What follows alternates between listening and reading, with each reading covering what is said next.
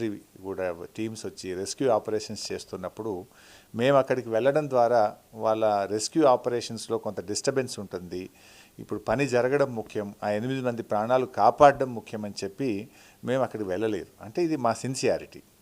అయితే బాధ కలిగే అంశం ఏంటంటే ఉత్తమ్ కుమార్ రెడ్డి, జూపల్లి కృష్ణారావు అక్కడ కూర్చొని రాజకీయాలు మాట్లాడుతున్నారు. అక్కడ మాకు చాలా బాధ కలుగుతూ ఉంది. మీరు చేయాల్సిన పని ఇలా ఎట్లన్నా చేసి ఆ 8 మంది ప్రాణాలు కాపాడే ప్రయత్నం చేసి తర్వాత మనము సరే తప్పు ఎవరిది, ఎక్కడ మిస్టేక్ ఉంది అనేటువంటిది లీజర్గా మనం మాట్లాడడానికి అవకాశం ఉంది. మేమేమో ఒకవైపు ప్రతిపక్షంగా ఉండి మీ గురించి ఏం మాట్లాడకుండా సంఘటనను మాత్రం ఖండిస్తే మీరు రాజకీయం మాట్లాడుతున్నారు. ఇలా ఎవరు మీరే దీన్ని పొలిటికలైజ్ చేస్తున్నారు, చిల్లర రాజకీయాలు చేస్తున్నారు అనేది ఉత్తమ్ చేసినటువంటి కామెంట్. ఉత్తమ్ నేను ఏం మాట్లాడింటో నేను టీవీలో చూశాను. ఆయన ఏమంటాడంటే గత ప్రభుత్వం నిర్లక్ష్యం చేసింది, గత ప్రభుత్వం పనిచేయకపోవడం వల్ల ఇది కూలిపోయింది అంటాడు. ఇదన్నా బుద్ధున్న మాట్లాడే మాటలాండి? అసలు ఆయన మాట్లాడవచ్చునా? నిన్న మాట్లాడే సందర్భం ఏంది? లోపల చావు బతుకుల్లో 8 మంది ఉంటే నువ్వు మాట్లాడతావు. పోనీ నువ్వు మాట్లాడిందన్న నిజమా? నిజంగా గత ప్రభుత్వం ఎంత ఖర్చు పెట్టిందో నీకు తెలుసా?